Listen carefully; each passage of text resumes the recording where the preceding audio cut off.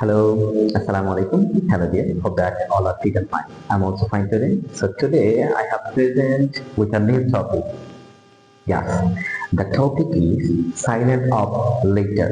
You know, in English word, sometimes we find a loss of word, and in that word, some alphabet or some letter has absent. They can't utterance. Okay, so now I will teach you about that silent alphabet or silent word, silent letter. Okay, so in this video I will discuss about alphabet B. Alphabet B. Okay, in the second alphabet is B, or second letter is B in English alphabet.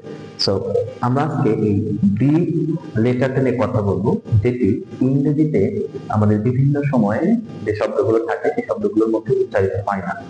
So যেই শব্দগুলোর মধ্যে উচ্চারিত হয় না এবং কেন উচ্চারিত হয় না সেই কারণটা আজকে আমরা জানবো।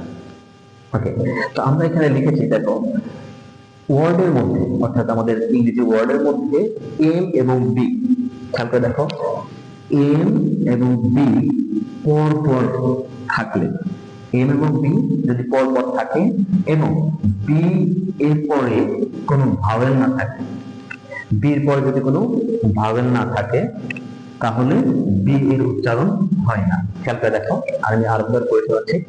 ওয়ার্ডের মধ্যে এম এবং বি যদি পরপর অর্থাৎ পাশাপাশি থাকে এবং বি এর পরে যদি কোনো ভাওয়েল না থাকে তাহলে সেই শব্দের মধ্যে বি এর উচ্চারণটা হবে না। কেমন একটু খেয়াল করে দেখো, কম কম, এবং এখানে খেয়াল করে দেখো এম এবং বি এই দুটা লেটার কিন্তু পাশাপাশি বসেছে।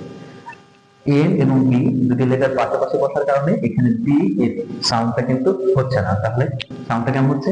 কম কম কম কম। আচ্ছা, কম মানে হচ্ছে চিরুনি। ওকে, এরপর আসো down down, lean lean, top top, lamp নাম, বব ক্রাইম।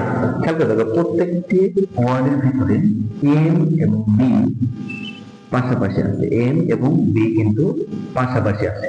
খেয়াল করছো, এম এবং বি পাশাপাশি আছে, যে কারণে মূলত আমাদের নিয়মটা কি, যে কোন ওয়ার্ডের মধ্যে যদি এম এবং বি পাশাপাশি বসে তাহলে কিন্তু পরবর্তীতে বি এর পরে যদি কোনো ভাওয়েল না থাকে তাহলে কিন্তু কোনো ক্ষেত্রে বি এর উচ্চারণটা হবে না।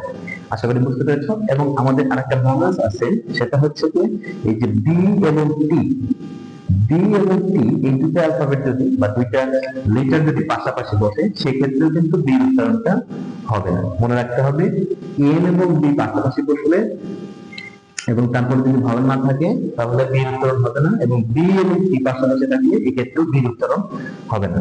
আমরা একটু উদাহরণ দেখি। দেখো লেখা আছে ডেট ডেট, ডিই বিটি। খেয়াল করে দেখো এখানে বি এবং টি কিন্তু পাশাপাশি আছে, যে কারণে এখানে ডেট উচ্চারণ হচ্ছে ডেট। ডেট মানে কি? রিড।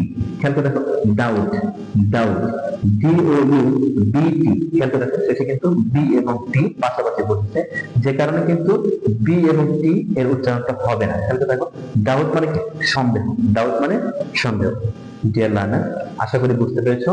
সো আজকের ক্লাস এ পর্যন্তই। আমি আগামী ক্লাসে ইনশাআল্লাহ এবং এর বি এর পরবর্তী যে অ্যালফাবেট গুলো রয়েছে বা পরবর্তী যে লেটার গুলো রয়েছে সেগুলো কোথায় কোথায় উচ্চারিত হয় না এবং কোথায় কোথায় সাইলেন্ট থাকে সে বিষয়গুলো নিয়ে আমরা বিস্তারিত আলোচনা করবো। সে পর্যন্ত ভালো থাকো। আল্লাহ হাফেজ।